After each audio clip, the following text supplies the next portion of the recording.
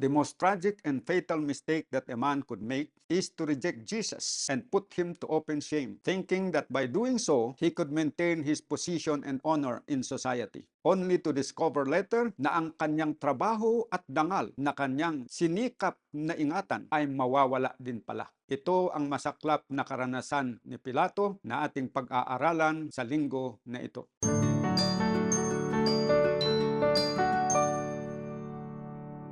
Welcome po kayong lahat mga kapatid sa ating Sabbath Bible Lesson Learned. Tayo po ay mag-aral muli sa ating Sabbath Bible Lesson sa linggo na ito. Tayo po ay nasa lesson number 5 na ang pamagat ay Jesus is scourged and condemned. Sa Tagalog, hinampas at hinatulan si Jesus. Ang ating memory verse ay Mark chapter 15 verse 9 to 10.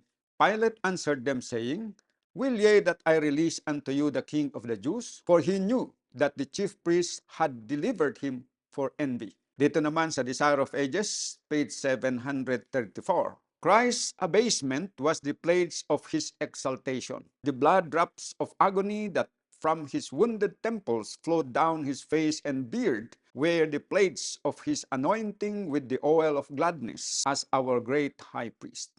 Tayo po ay dadako na agad sa ating pagtalakay o pag-aaral ng detalyado sa ating leksyon.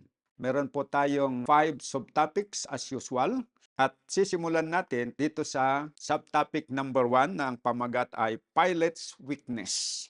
Tandaan po natin na ang ating leksyon ngayon ay continuation po ng ating pag-aaral sa Ebanghelyo ayon kay Juan.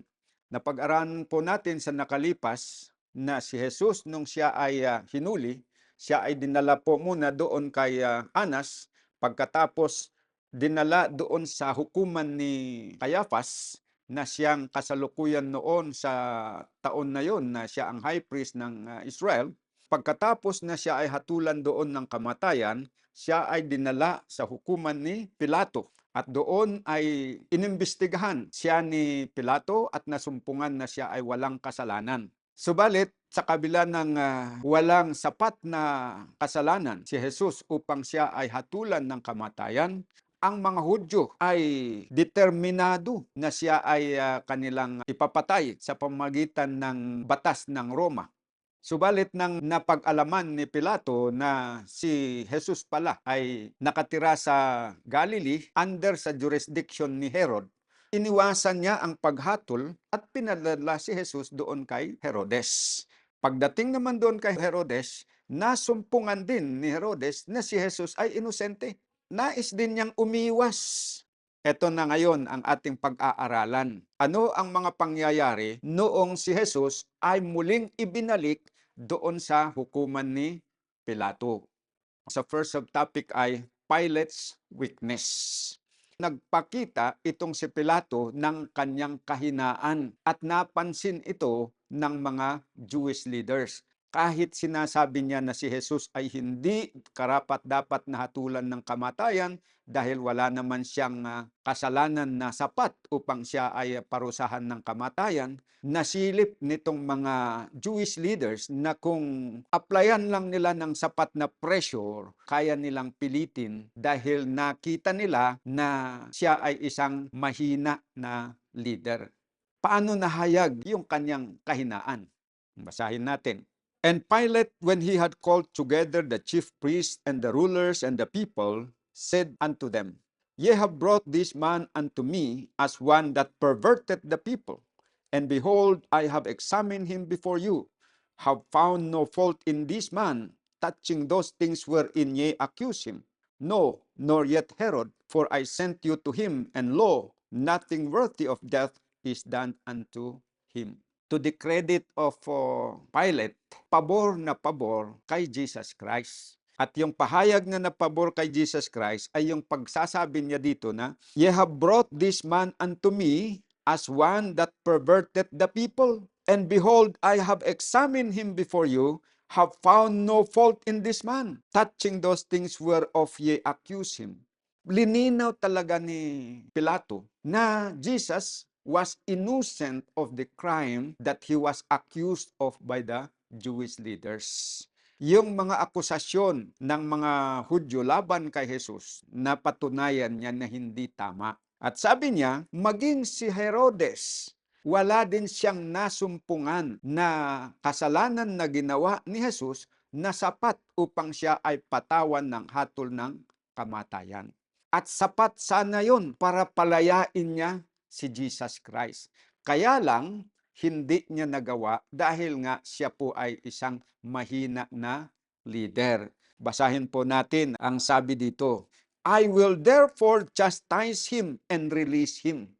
Alam niya na siya ay walang kasalanan, pero sinasabi niya na he will chastise, parurusahan, bago niya i-release. Yan ang sinasabi dito na pagpapahayag ng kanyang kahinaan. Wala siyang moral backbone kung tawagin. Kasi alam na nga niya na inosente yung tao, bakit pa niya parurusahan?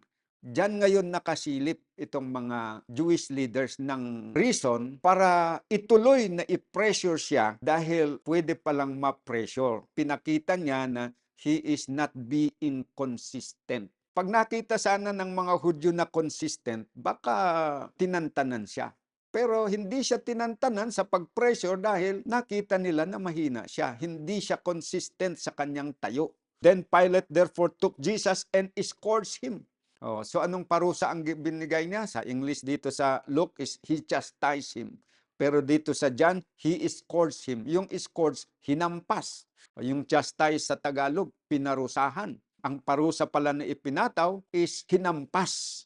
At saka yung hampas na yon, hindi lang basta-basta hampas na isa lang o magaan lang. Hindi lang once na hampas, minsan kundi maraming hampas yan. Talagang pinahirapan siya. Ngayon, inaasahan niya na kapag pinarusahan niya na ganun, bibigay itong mga Hudyo. Tantanan na siya kasi makontento sila. Okay, na nahampas naman siya, pinarusahan, no? So tama na, quits na. Pero hindi eh. Determinado pa rin itong mga Hudyo na ipapatay talaga siya. Hindi sila kontento na siya po ay hinampas lang. So, meron tayong lesson na mapupulot dito sa pangyayari. Ang ginawa ni Pilate na pagparusa kay Kristo sa pamagitan ng paghampas was inconsistent with his findings that Jesus was innocent. Yan po ang totoo. It exposes him as a weak and wavering leader who could sacrifice principle to please men. His inconsistency lead to his ruin. Para sa atin yung lesson na ito. Our action should match what we believe. Yan po ang unang lesson na matututunan natin. Na yun pong action natin, yung gawa natin, dapat consistent doon sa ating paniniwala o yung doon nalalaman natin na katotohanan. Kung ano ang alam natin na tama, dapat na panindigan natin from the very start. From the very start.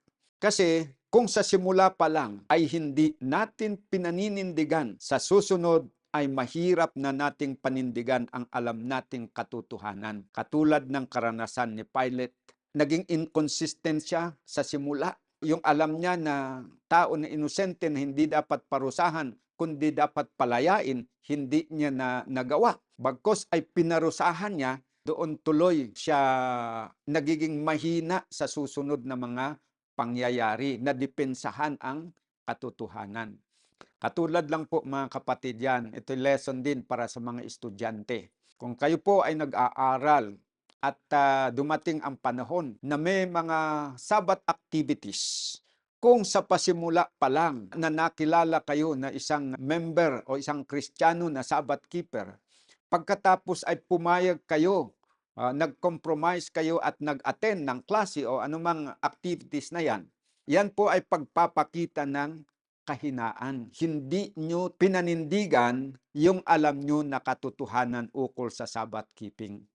Ngayon, pag doon pa lang sa simula, hindi nyo pinanindigan. Pag merong susunod ulit na activity sa araw ng Sabat, mahirap na ninyo na panindigan. Bakit? Sapagkat yung mga tao, alam nila na kayo ay nag-compromise noong una. Pagsasabihin nyo ngayon, humihingi kayo ng excuse ngayon, ma-excuse kayo na mag-attend sa activities ng school sa araw ng Sabat, unang-una, magkakaroon kayo ng yung guilty feelings o mahihiya kayo sapagkat hindi nga kayo nanindigan sa una. Ano na lang ang sasabihin ng mga tao? Baka sasabihin nila na, kung totoo na talagang ikaw ay Sabbath keeper, bakit noon pumayag ka? O, pagkatapos ngayon hindi ka papayag. Ibig sabihin lang yan na talagang pwede kayong mag-attend sa araw ng Sabat, nagpapalusot ka lang. O yun. Yung pag-iisip mo pa lang na ganun, that will decrease your courage to ask for exemption para makapag-keep ka ng Sabat. Ganon din sa pagkain. Kung halimbawa, merong okasyon, pagkatapos ay ikaw vegetarian, tapos baguhan ka doon sa mga grupo na yon, may pagkain ng karne, ikaw kumain ngayon. Sa susunod, mahirap mo nang tanggihan ulit. Pag inoferan ka ulit sa susunod, mahirap mo nang tanggihan. Kasi nung una pa lang, hindi mo tinanggihan. Nakalabag ka na doon. Kaya sa susunod, magiging mahina ka na. Yon ang prinsipyo doon. Dapat pala sa atin bilang mga Kristiyano, kung ano ang alam natin na katotohanan, huwag nating itago. Dapat from the very start na tayo po ay sinusubukan o nasa sirkumstansya na dapat nating tindigan, dapat tindigan natin kaagad. Sa susunod, mas matapang na tayo na manindigan sa katotohanan. Yon po ang rule dyan. Pero hindi naman ibig sabihin na pag hindi tayo nanindigan sa simula, sa susunod, hindi na tayo pwedeng manindigan. Hindi naman ganon. Mas mahina lang yung courage natin na manindigan sa susunod kapag hindi tayo nanindigan sa simula. Pero pwede pa rin natin manindigan sa susunod kahit nag-fail tayo sa una. Kaya lang, it requires more humility. It requires more humility to do that. Kasi pagdating doon, kung sisitahin ka, aaminin mo ngayon na ikaw nagkamali. Pasensya po, bagsak ako noon, hindi ako nanindigan noon, pero ngayon gusto ko nang manindigan. Hindi porket ako ay hindi nanindigan noon, hindi pa rin ako manindigan ngayon. Yun ay aminin ko na pagkakamali ko, pero sa ngayon gusto kong makabawi. Kaya gusto ko nang manindigan. Kaya pwede pa rin na managumpay. Although, sabi ko nga, it will take more courage and humility to do that. Basahin po natin ang Desire of Ages 731 to 732 para mas lalalim pa ang ating kaalaman tungkol dito sa pinag-aaralan natin. Pilate had declared that Jesus was innocent, yet he was willing for him to be scourged to pacify his accusers. He would sacrifice justice and principle in order to compromise with the mob. This placed him at a disadvantage. The crowd presumed upon his indecision and clamored the more for the life of the prisoner. If at the first Pilate had stood firm, refusing to condemn a man whom he found guiltless, he would have broken the fatal chain that was to bind him in remorse and guilt as long as he lived.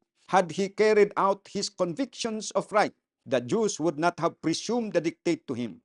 Christ would have been put to death, but the guilt would not have rested upon Pilate. But Pilate had taken step after step in the violation of his conscience. He had excused himself from judging with justice and equity, and he now found himself almost helpless in the hands of the priests and rulers. His wavering and indecision proved his ruin. So ano po ang nagtulak kay Pilato tungo sa kanyang kapahamakan? Yun pong kanyang wavering and indecision, yung kanyang inconsistency. Kaya huwag po nating tularan si Pilato. Pag-aralan po natin, matuto sana tayo na sa simula pa lang, dapat manindigan na tayo sa katotohanan. Yan po ang highlight ng subtopic number 1. Dito tayo sa subtopic number 2 ng pamagat ay God's work in Pilate's behalf. Ibig sabihin, sa kabila po ng ganyan na pangyayari sa buhay ni Pilato na naging inconsistent siya at naging wavering and indecisive siya sa kanyang attitude, ang Panginoon ay gumagawa pa rin sa kanyang puso upang siya ay mailigtas sana doon sa napipintong kabahamakan ng kanyang buhay. So ang tanong, what additional opportunity did God give Pilate? So binigyan po si Pilate ng additional opportunity para mabawi niya sana yung previous na indecisiveness niya, yung previous na pag-compromise o inconsistency. Basahin natin ang Matthew 27 verse 19. And when he was set down on the judgment seat, his wife sent unto him, saying, Have thou nothing to do with that just man? For I have suffered many things this day in a dream because of him. So, ayon dito, nakatanggap si Pilato ng sulat mula sa kanyang asawa mismo. Sabi ng kanyang asawa, have nothing to do with this just man. Ibig niyang sabihin doon, pakawalan mo na yon, huwag mong pakialaman, huwag mong hatulan. At anong tawag ng asawa niya dito kay Jesus Christ? Just man, matuwid na tao, si Jesus.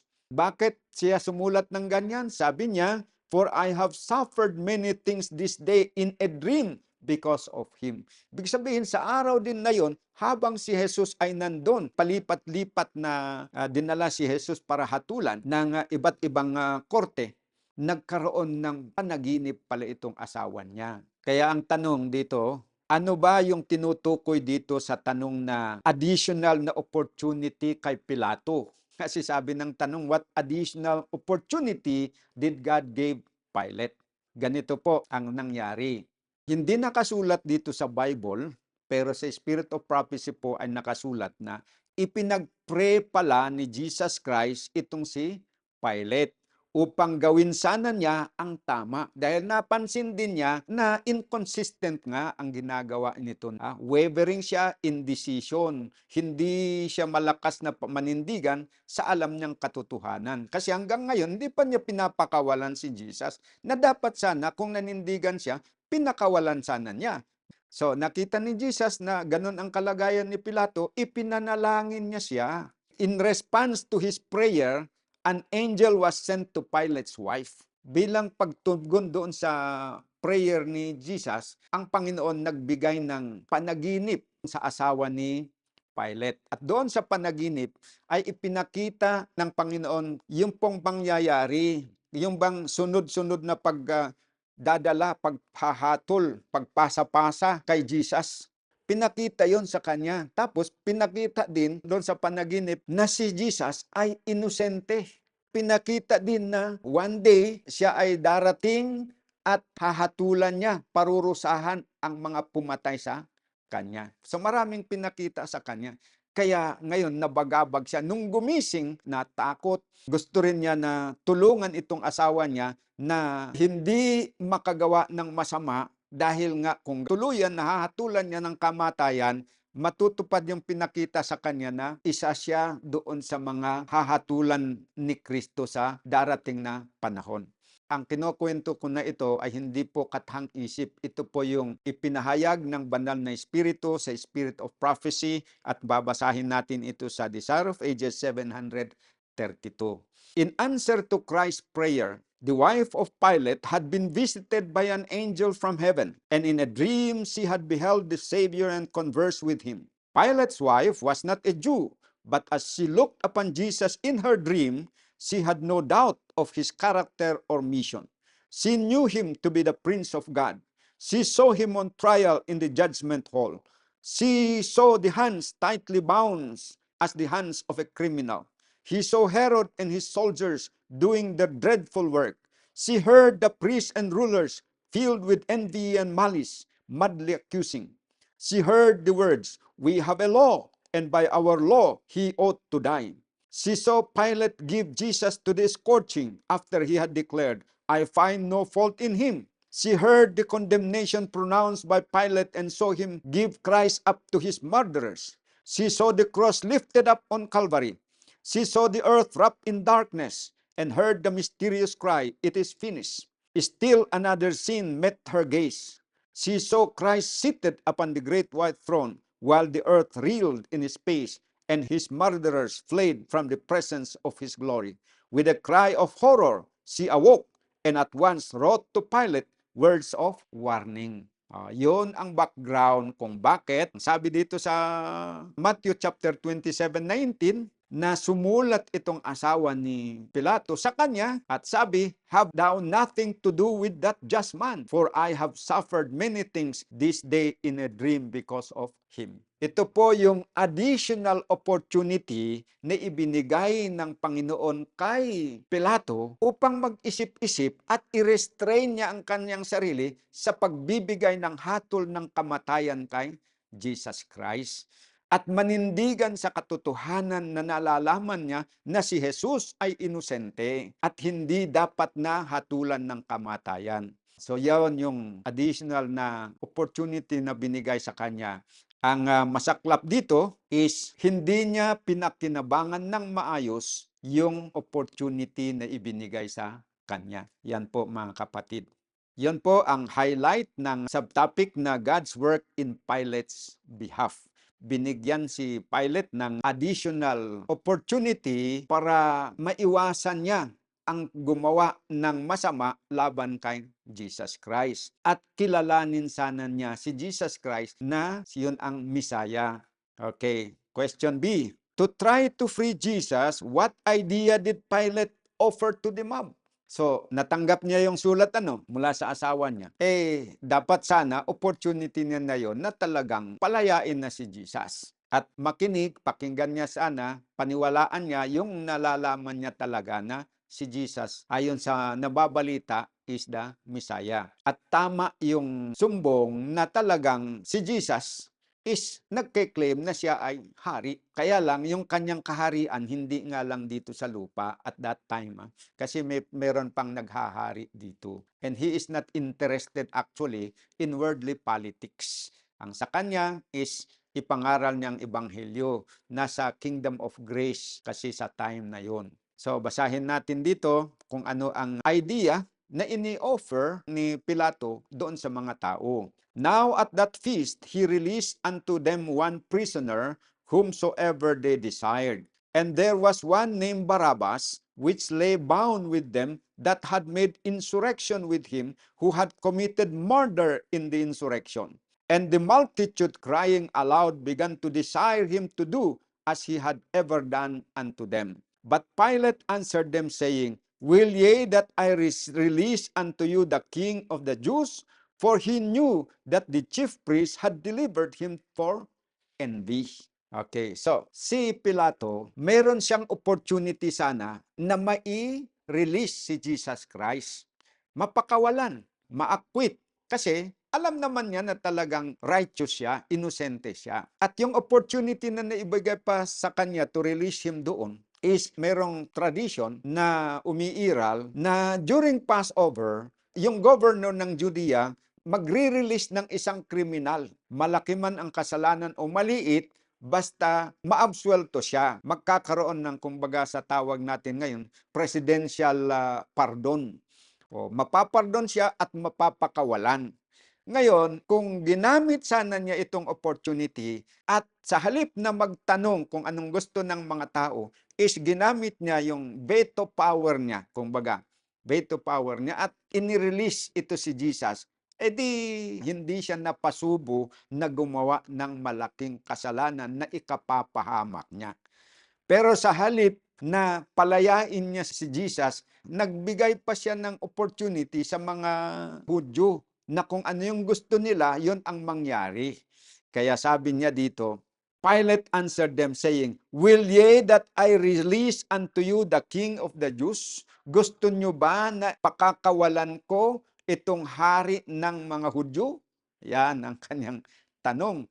Ngayon, sa halip na mailigtas si Jesus Christ sa kamatayan, hindi tuloy. Na-condemn tuloy. Bakit? Sapagkat ginamit ng mga Hudyo itong opportunity, yung tanong na ito, para igiit yung kanilang kagustuhan na patayin si Jesus Christ. Sa paanong paraan?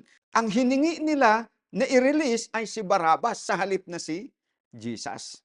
Nalagay ngayon tuloy si Pilato sa alanganin na kalagayan.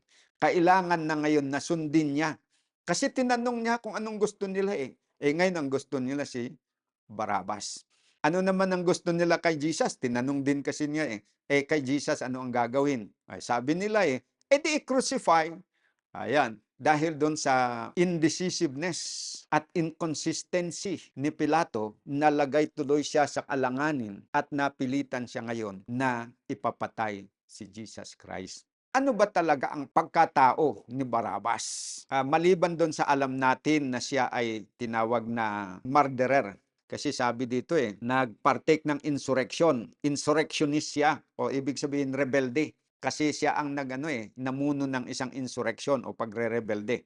Maliban doon, ano pa ang dapat nating malaman tungkol dito kay Barrabas? Basahin natin sa Desire of Ages. It was customary at this feast to release someone prisoner whom the people might choose. This custom was of pagan invention. There was not a shadow of justice in it, but it was greatly prized by the Jews. The Roman authorities at this time held a prisoner named Barabbas, who was under sentence of death. This man had claimed to be the Messiah. He claimed authority to establish a different order of things, to set the world right. Under satanic delusion, he claimed that whatever he could obtain by theft and robbery was his own. He had done wonderful things through satanic agencies. He had gained a following among the people and had excited sedition against the Roman government. Under cover of religious enthusiasm, he was a hardened and separate villain, bent on rebellion and cruelty. By giving the people a choice between this man and the innocent Savior, Pilate thought to arouse them to a sense of justice. He hoped to gain their sympathy for Jesus in opposition to the priests and rulers. So, maganda din pala yung layunin ni Pilato kung bakit nagtatanong siya sa mga tao kung sino ang gusto nila. So, bali, i-present niya yung dalawang tao Nandito si Jesus, nandito si Barabbas, at pinapili yung mga tao.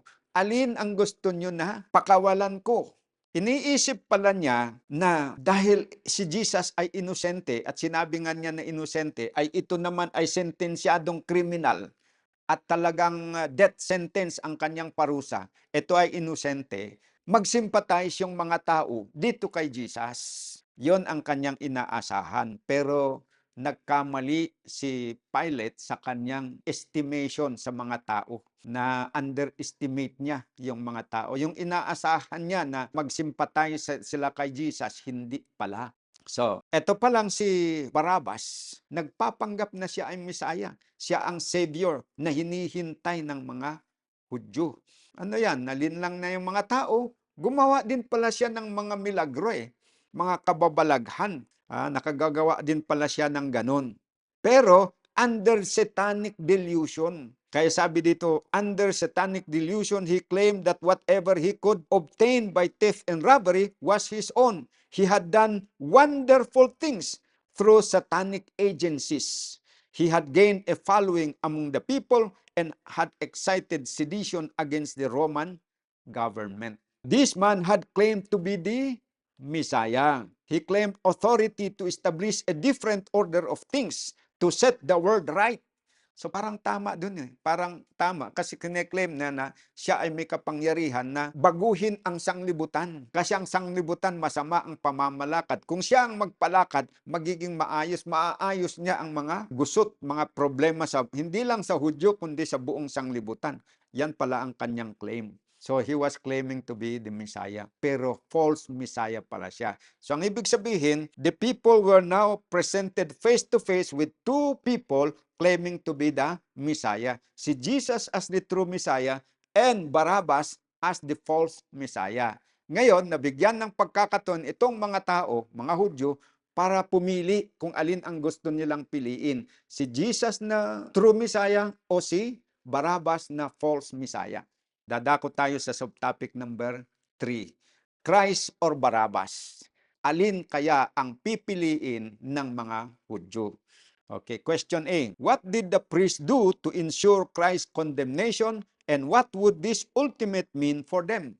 But the chief priests and elders persuaded the multitude that they should ask Barabbas and destroy Jesus. So ganito po ang senaryo, no? Nandito, ipresent ni Pilato si Jesus Christ as the King of the Jews. Present din niya si Barabbas.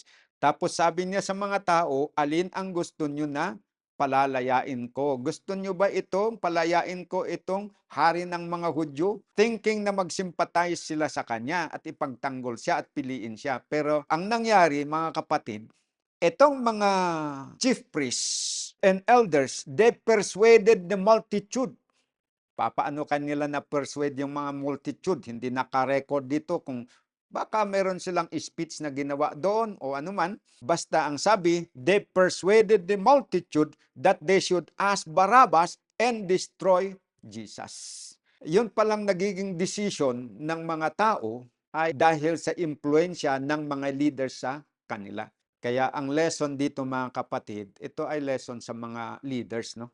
Dahil ang mga leaders, talagang malakas ang impluensya nila doon sa mga tao. Whether sa government o sa church, yung government leaders, malakas ang impluensya sa mga tao. Kaya kapag sila ay nagkakamali ng kanilang mga sinasabi at ginagawa, malaking porsyento na kahit mali, maraming mga tao ang susunod sa pagkaakala na tama dahil pinagkakatiwalaan nila ang mga leaders na yon. This thing is true whether in the government or dito sa church. Katulad ng nangyari dito sa Jerusalem, yung mga leaders ng Hudyo, dahil hindi nila pinapaboran si Jesus Christ, pinapasama nila siya, kaya ang isip ng mga tao, masama si Jesus Christ. Dahil yon ang sinasabi nitong mga leaders. At inuudyukan sila na mas mabuting piliin si Barabbas na siya ang palayain. Naniwala yung mga tao. At si Jesus, sa halip na palayain, ay panagutin o kaya parusahan. Naniwala ang mga tao. Kaya mga leaders sa church natin, dapat po mag-ingat tayo. Huwag basta-basta magbigay ng pagpapasya o kaya recommendation dahil kahit mali yung sasabihin po natin, there is a possibility na yung mga tao ay maniwala sa pagkaakala na tama kahit na mali.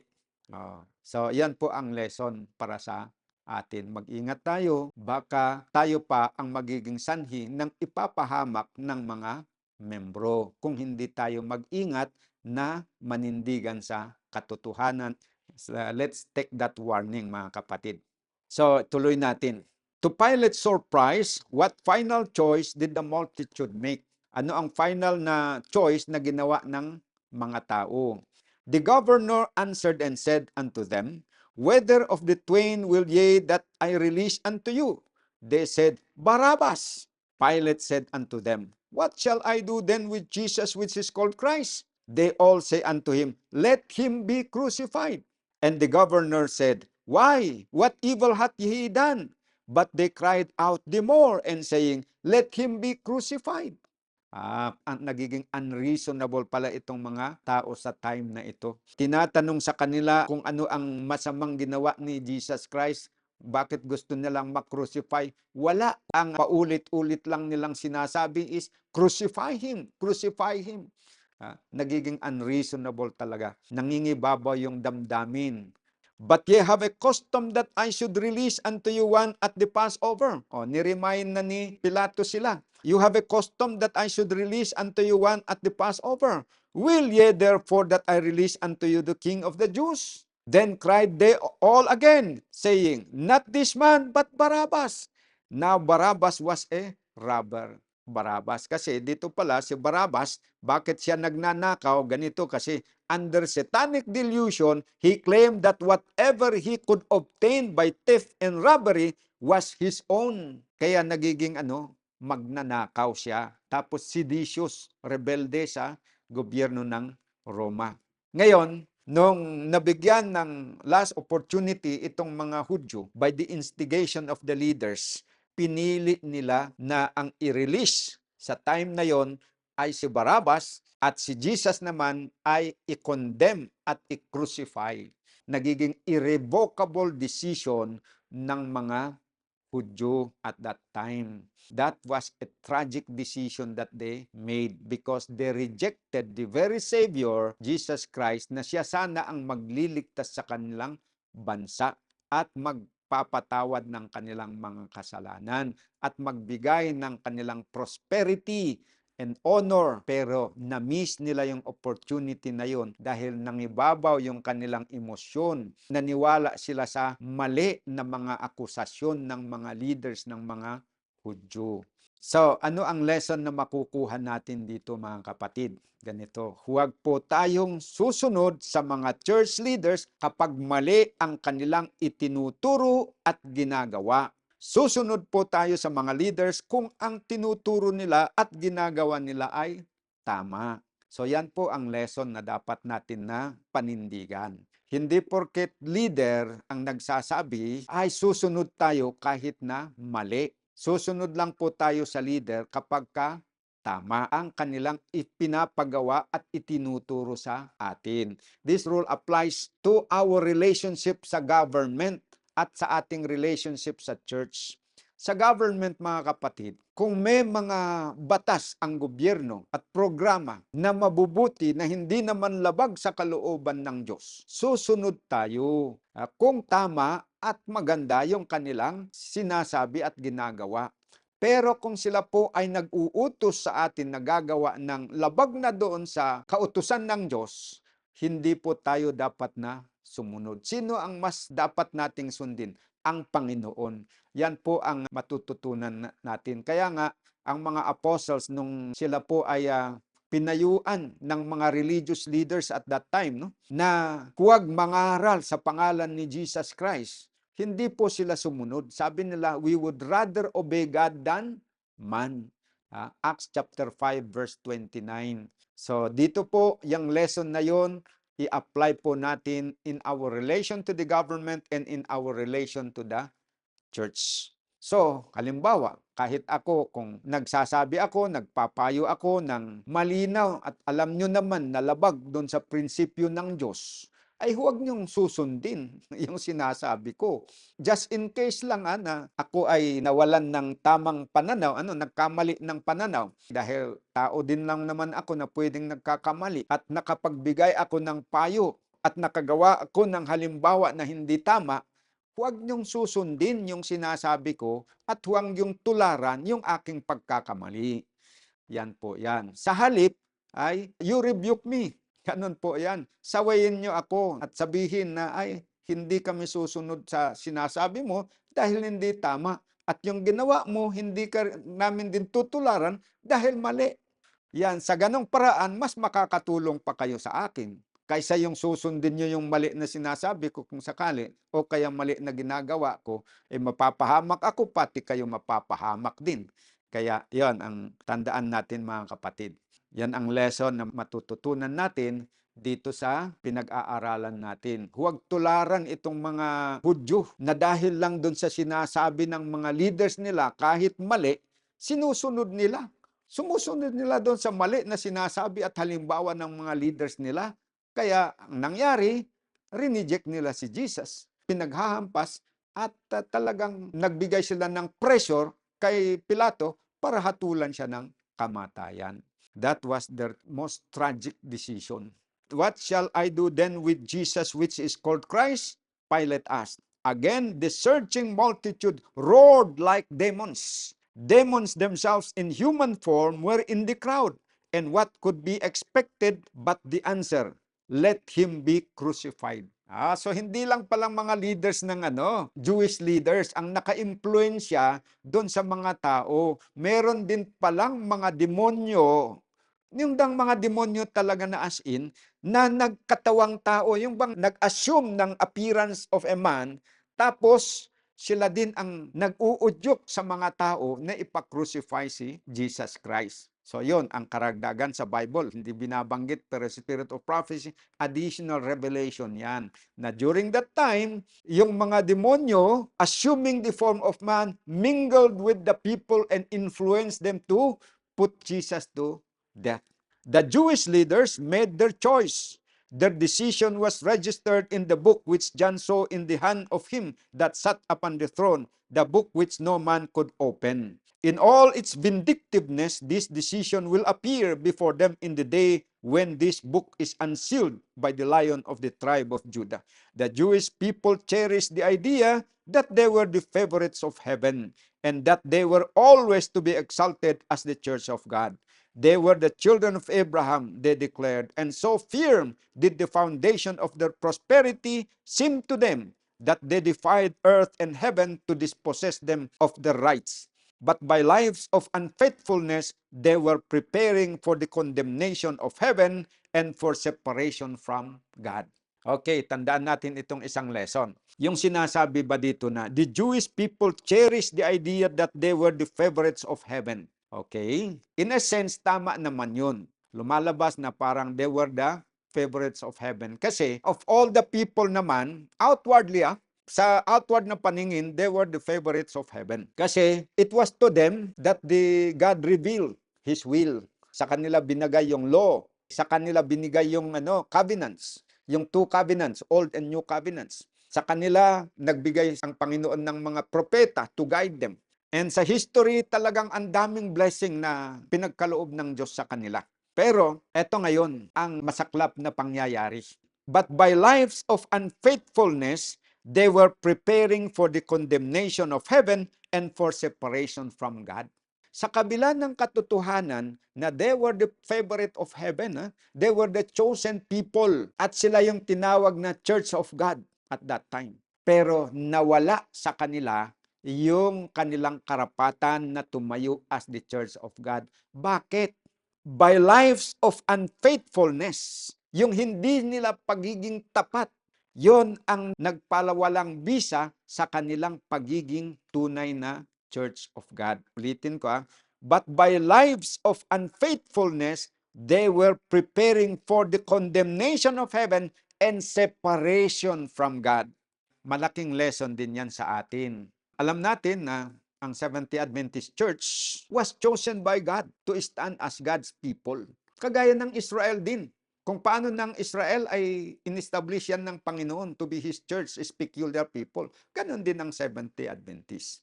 Pero kung ano ang nangyari doon sa Jewish church na they lost their status as God's chosen people, as God's true church because of their unfaithfulness. So alam din natin na Seventh-day Adventist Church as an organization, they lost their privilege because of the same unfaithfulness na ginawa nila during the First World War. Ngayon, dito naman sa atin, as Seventh-day Adventist. Kasi yung mga faithful na mga Adventist noon, sila yung nagpatuloy and became the pioneers of the Seventh-day Adventist Reform Movement. Ngayon, kung tayo din na nag-aangkin na tunay na iglesia ngayon, hindi rin tayo magiging tapat sa Panginoon. By our lives of unfaithfulness, ano ang mangyayari sa atin? We are preparing ourselves for the condemnation of God and for separation from God. Yan din ang mangyayari. Kasi kung hindi niya gagawin sa atin yun, magiging unfair siya. So kung ano yung principle na ginawa niya sa iba, gagawin niya din sa atin. At gagawin niya sa sino man na kanyang bayan. Ganon po mga kapatid. Ang warning and lesson para sa atin. So, anong gagawin natin para ma-preserve ang ating identity or status as God's true church in the last days? Dapat po magiging tapat tayo. Kaya dapat i-maintain natin yung standard. Huwag nating ibaba yung ating standard. At magiging tapat tayo, tagasunod tayo, huwag tayong magiging pasaway. Huwag tayong pasaway, yun ang ibig pong sabihin yun. Magiging labagista, kundi tayo po sana ay magiging masunurin sa mga katotohanan na ipinagkaloob ng Diyos para sa atin. Yan po ang lesson na matututunan natin na isa dito sa subtopic number 3. Ngayon, dadako tayo sa subtopic number 4. Hated by humans and demons. How did the Roman soldiers contribute to the Savior's torture and how did he respond? And the soldiers plaited a crown of thorns and put it on his head, and they put on him a purple robe and said, "Hail, King of the Jews!" And they smote him with their hands. Itong mga sundalo pala ang gumawa ng crown of thorns. Ginawa nila yung tinik, ginawa nila na pinaganon na circle, tapos ilinagay doon sa kanyang ulo, as if ang linagay nila ay corona. Tapos merong yung damit na purple, yung royal robe na ginagamit ng mga royal hari. Ganon. Linagay ngayon doon sa kanya. Ginawa na yon not to respect him as a king, but to mock him. Dahil sinabi nga ni Jesus na siya ay hari, ngunit ang kanyang kaharian ay hindi dito sa lupa. Kasi kung ang kaharian niya ay dito sa lupa, pinaliwanag na nga niya na dapat makipaglaban ang kanyang mga sakop. Pero hindi naman dito yung kanyang kaharian, kaya hindi lumalaban ang kanyang mga sakop. Nalaman nila yon, tinanong nga ni Jesus, di ba, may instant na ikaw ba'y hari? Sinabi niya, sinabi mo. So yun, alam ng mga sundalo yon, ngayon ayaw nilang maniwala.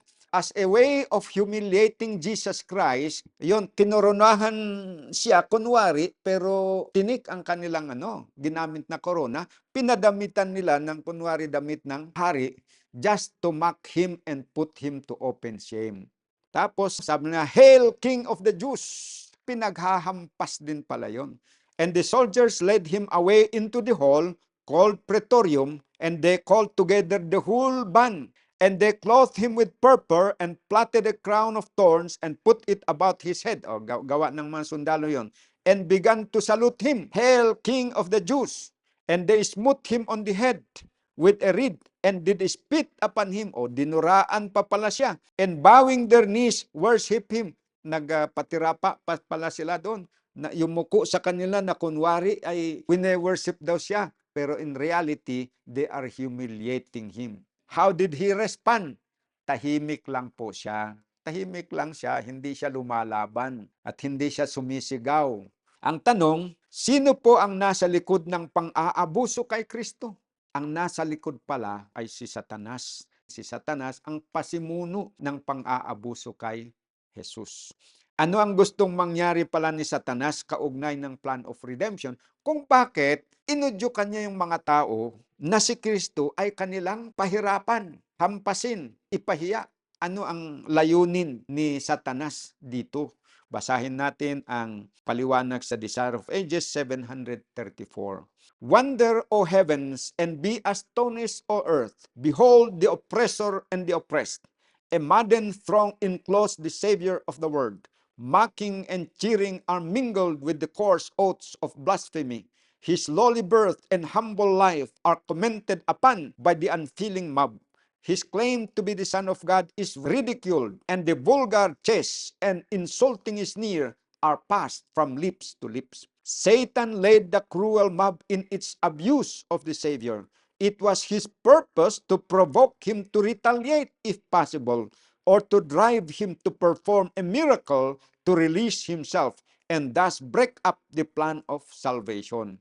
One stain upon his human life, one failure of his humanity to endure the terrible test, and the Lamb of God would have been an imperfect offering, and the redemption of man a failure. But he who by a command could bring the heavenly host to his aid, he who could have driven that mob in terror from his sight by the flashing forth of his divine majesty, submitted with perfect calmness to the coarses insult and outrage.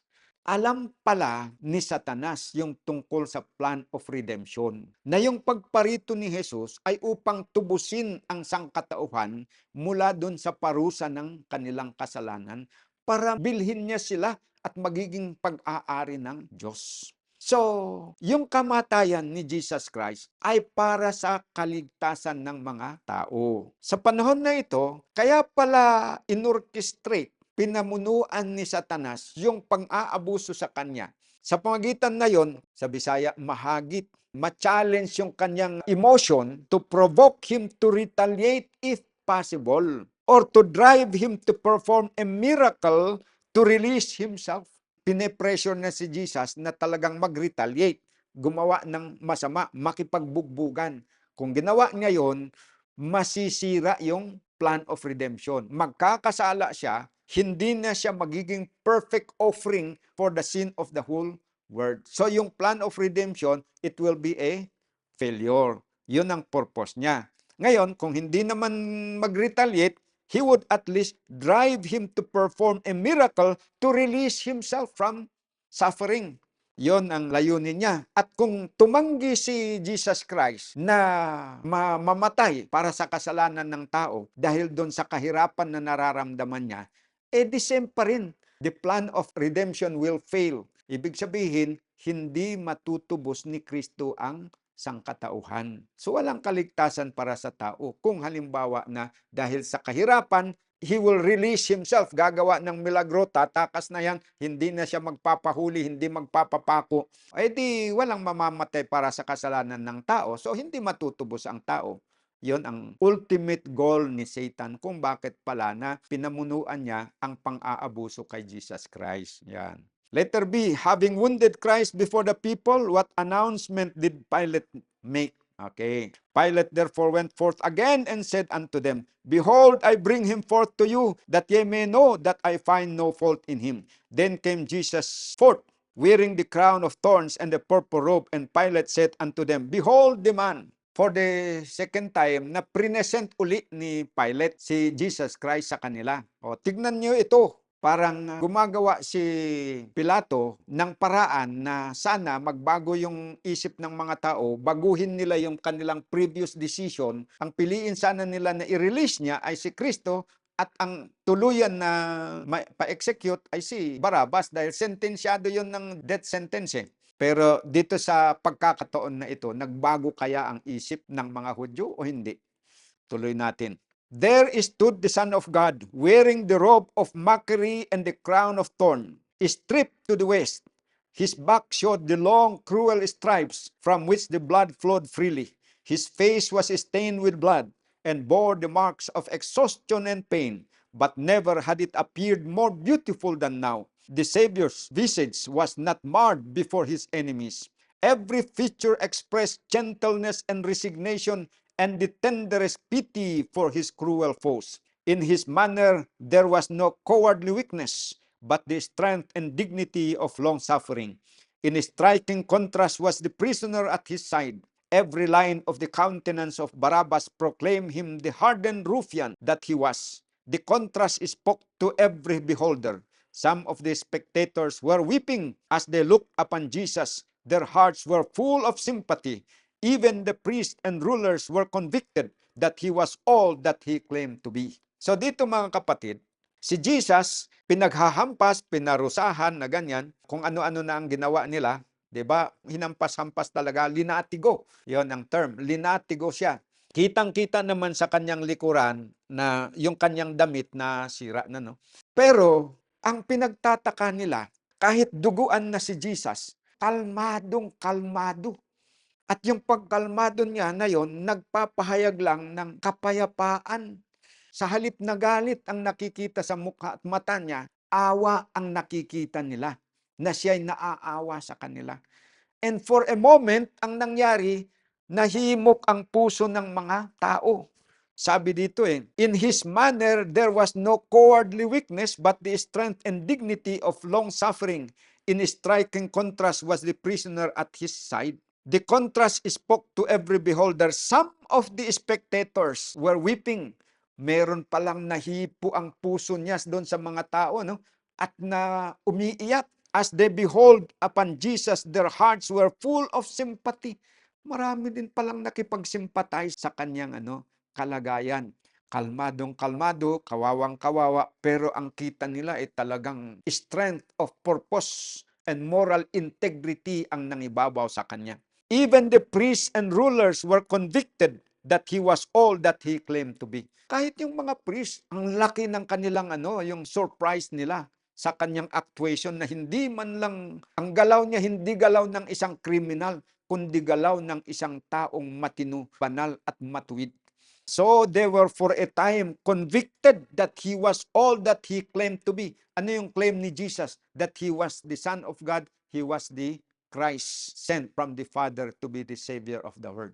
So may conviction na dumating sa mga priest sa kanila yun. Kung sana sinunod nila yung conviction nila, hindi nila ni-reject yung conviction na yon, baka naligtas pa sila. Ibig sabihin, hindi para lamang kay Pilate na si Kristo ay gumagawa for their salvation. Pati dito sa mga Jewish leaders, God is working in their hearts to change their mind, to give them conviction para makilala nila si Jesus na siya ang Savior of the world at bigyan sila ng opportunity to acknowledge Him as the Lord and Savior of their life. Ang problema, hindi nagtagumpay pa rin ang plano ng Diyos sa kanila because of the hardness of their heart. They make a wrong choice. Nandun yung conviction, nahipo, lumambot ang puso nila, may nag-iiyakan pa. Pero they still made a wrong choice. Dito tayo dadako ngayon sa last subtopic, the Son of God. Nakilala na the Son of God. No? What inconsistent proposal did Pilate make to the Jews? And what declaration filled him with fear? Dito na yung last opportunity para kay Pilate at saka para sa mga Jews to turn things around for their own sake, for their own good, for their own salvation. When the chief priests, therefore, and officers saw him, they cried out saying, "Crucify him, crucify him." O tandaan natin, bago sila sumisigaw ng crucify him, nagkaroon sila ng conviction na talagang totoo yung claim niya na he is the Savior of the world, that he is the Messiah, he is the Son of God. Pero anong nangyari doon sa conviction nila yun? Itinuloy nila yung kanilang negatibong attitude. Kaya ang sigaw nila, sabi dito, "Crucify him, crucify him." Pilate said unto him, "Take ye him and crucify him." Ito naman, yung sinabi ni Pilate, "For I find no fault in him." Medyo okay dito yung sinabi ni Pilato.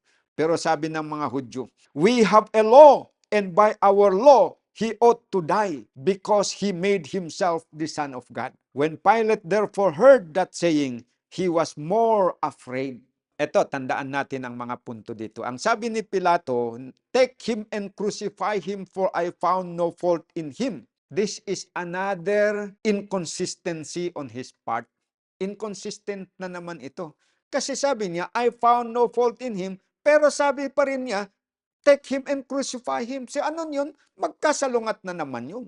Continuous ito talagang inconsistency at wavering, indecisiveness ni Pilato. Ito ang nagpahamak sa kanya. Dapat hindi niya sinabi na take him and crucify him dahil wala nga siyang nasumpungan na kasalanan upang siya ay i-crucify. What declaration fill him with fear? Sabi ng mga Hudyo, "We have a law, and by our law, he ought to die because he made himself the Son of God." Dito siya ngayon natakot kasi yung palang i-crucify niya is the Son of God. At nag-claim nga ito si Jesus na he is the Son of God. Iyon ang basis na ipapakondem siya. Ngayon, di ba yung sulat sa kanya is have nothing to do with that just man. For a time, kahit siya medyo convicted din na talagang Son of God, doon lang sa itsura na nakita niya, sa behavior niya. Ang problema nga dito is mahina. Wala siyang moral power na manindigan sa katotohanan. Nagpadala siya doon sa pressure ng mga Jewish leaders. Pilate was startled. He had no correct idea of Christ and his mission, but he had an indistinct faith in God and in being superior to humanity. A thought that had once before passed through his mind now took more definite shape. He questioned whether it might not be a divine being that stood before him, clad in the purple robe of mockery and crowned with thorns. Yung narinig niya na sabi ng mga Hudyo na, "We have a law." Pagkarinig niya, he made himself a son of God. Nag-flash sa kanyang isipan yung idea na baka totoo nga. Etong pinapakondem sa akin Son of God. So dumating din sa isip niya yung conviction na yun. So anong gagawin niya? Yun, doon siya nag-i-struggle.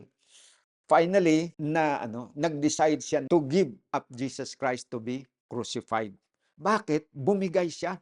Basahin natin. "And from thenceforth Pilate sought to release him, but the Jews cried out, saying, If thou let this man go, thou art not Caesar's friend. Whosoever maketh himself a king speaketh against Caesar." When Pilate therefore heard that saying, he brought Jesus forth and sat down in the judgment seat in a place that is called the pavement, but in the Hebrew, Gabbatha. And it was the preparation of the Passover, and about the 6th hour. And he said unto the Jews, Behold your king. But they cried out, Away with him, crucify him. Pilate said unto them, Shall I crucify your king? The chief priests answered, We have no king but Caesar. Then delivered he him therefore unto them to be crucified, and they took Jesus and led him away. And went again into the judgment hall and said unto Jesus, Whence art thou? But Jesus gave him no answer. Then said Pilate unto him, Speakest thou not unto me? Knowest thou not that I have power to crucify thee and have power to release thee? Jesus answered, Thou couldst have no power at all against me, except it were given thee from above. Therefore, he that delivereth me unto thee hath the greater sin. Doon sa conversation ni na Pilato at saka si Jesus. Back and forth itong ginagawa ni Pilato. Kausapin niya si Jesus, tapos kausapin niya yung mga tao, tapos balik na naman kay Jesus, balik na naman sa mga tao. Tinanong niya si Jesus, saan ka ba galing? Hindi sumagot si Jesus. Tapos sabi niya, hindi mo ako sinasagot? Hindi mo ba alam na meron akong kapangyarihan na ipakrucify ka? At meron din akong kapangyarihan to release him? Sabi ni Jesus, wala kang kapangyarihan. Actually, yun ang meaning niya. Nagkaroon ka lang ng kapangyarihan dahil ipinagkaloob yan ng Panginoon. Naintindihan naman ni Jesus Christ na sa puso talaga ni Pilato, kung siya lang masusunod, i-release niya siya . Kaya lang, nakikita din niya na malakas ang pressure ng mga Hudyo sa kanya. So, lininaw pa rin ni Jesus Christ sa kanya para lang mapagbulay-bulay sana niya. Kung i-condemn niya siya, kahit against his will, but in compliance to the will of the Jews, hindi ibig sabihin ng lahat ng mga kasalanan ipapataw doon sa mga Hudyo at siya exempted. Magkakasala din siya. Kaya lang, kung ikumpara ang kasalanan niya na pumayag na i-crucify si Jesus, kumpara doon sa mga tao na yun ang nag-pressure sa kanya para makrucify siya, greater ang kasalanan ng mga Hudyo kaysa kay Pilato. Pero pareho silang magkakasala kasi nagkasama sila sa pag-condemn at pag-crucify kay Jesus Christ. Pagkakataon na sana niya na makaiwas doon sa accountability, di i-release niya.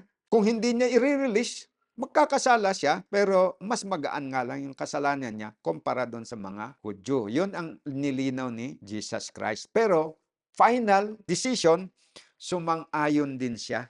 Kumuha pa rin siya ng opportunity for the last time na magbago ang isip ng mga Jews para siya naman ay hindi mapuwersa na gumawa ng mali na hakbang sa pag-crucify kay Jesus. Para bang nagdidepende siya lagi doon sa magiging pasya ng mga Hudyo, wala siyang sariling paninindigan.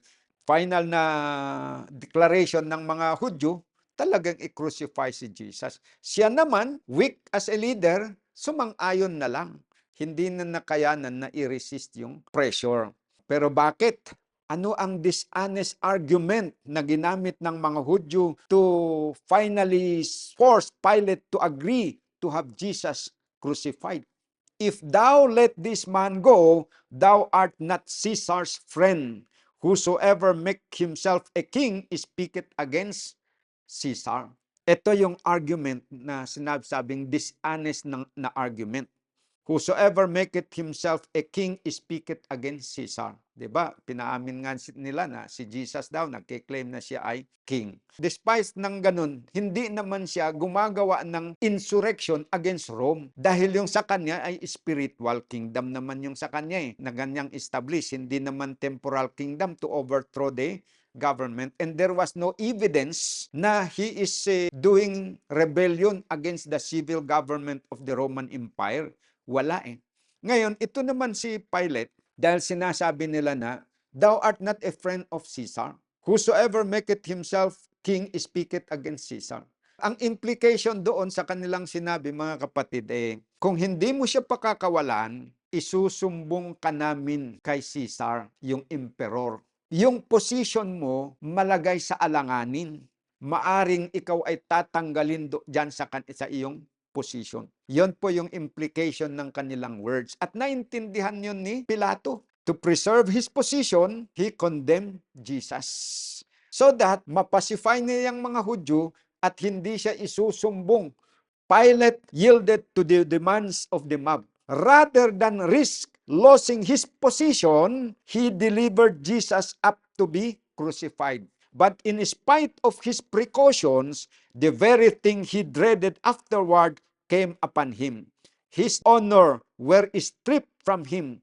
He was cast down from his high office and stung by remorse and wounded pride. Not long after the crucifixion, he ended his own life. So all who compromise with sin will gain only sorrow and sin. Yan po mga kapatid.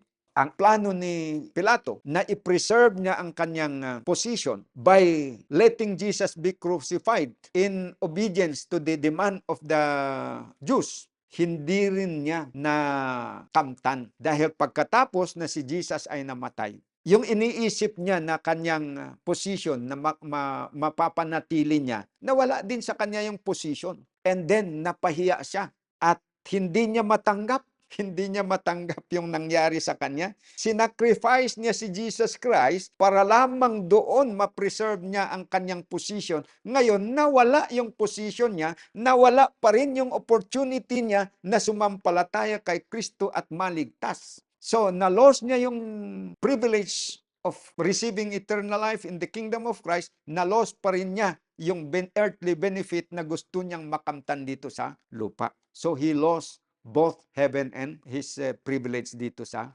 lupa. His honors were stripped from him. He was cast down from his high office and stung by remorse and wounded pride.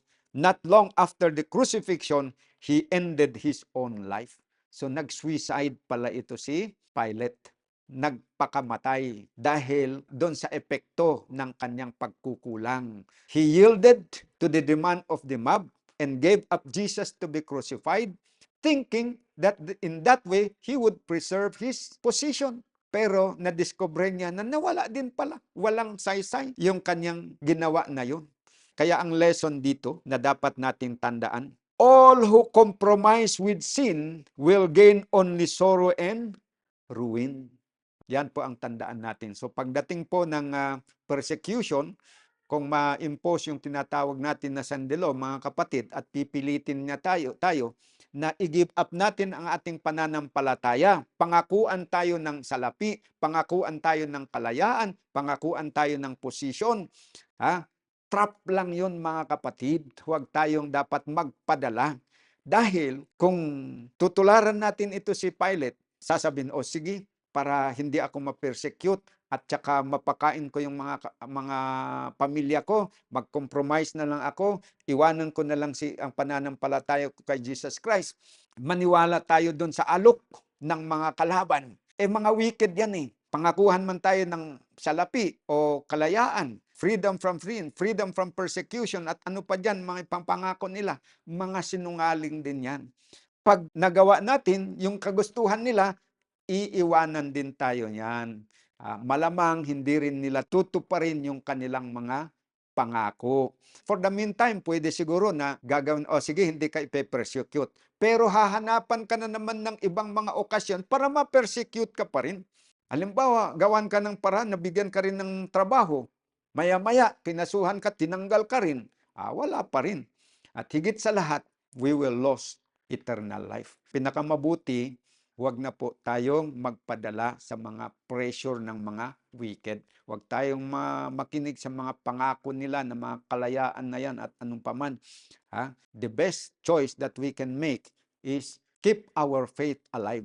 Stick to our faithfulness to Jesus Christ. Dahil kung papaano na si Jesus Christ, nagpakatapat kahit siya ay namatay, pero He was resurrected and enjoy eternal life. So tayo din ngayon, kung tayo po ay magtapat sa Panginoon, mamatay man tayo as martyrs, but as Christ was raised from the dead and enjoy eternal life, so we will also be resurrected unto eternal life. Yun po ang dapat piliin natin, mga kapatid. So ito ang buod ng ating lesson, mga kapatid. Thank you very much sa inyong pagsama sa akin dito sa ating pag-aaral ng ating Sabbath Bible lesson. At paalala mga kapatid, kung hindi pa po kayo nag-follow sa ating FB page at hindi kayo nag-subscribe sa ating YouTube channel, ay mangyari po na mag-follow kayo at mag-subscribe. Nang sa ganon, ay patuloy po na lagi kayong makatanggap ng update sa lahat po ng mga studies na gagawin natin every week. Thank you very much and may God bless us all.